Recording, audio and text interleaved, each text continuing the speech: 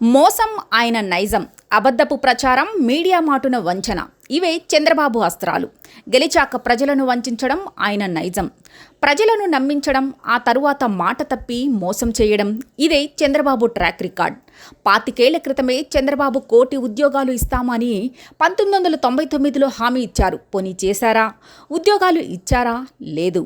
కానీ తనను తాను ఓ విజనరీ అని మీడియాలో ప్రచారం చేసుకుంటూ పబ్బం గడుపుతున్నారు. అదే ఏడాది రేషన్ సరుకులు సైతం ఇంటికే ఇస్తామని మాట ఇచ్చారు. అదేమైనా చేశారా? చేయలేదు. కానీ మళ్ళీ తాను విజనరీ అని చెప్పుకుంటారు. ఎంతసేపు మీడియా ద్వారా తనను తాను సంస్కర్తగా చెప్పుకుంటూ రాష్ట్రానికి తానే దిక్కు అనేలా ప్రచారం చేసుకోవడం మినహా ఇన్నేళ్లలో ఇదిగో నేను ఇది చేశాను అని చెప్పుకునేందుకు ఏమీ లేదు. కానీ మళ్ళా ఆంధ్రాకు నేనే దిక్కు అంటారు.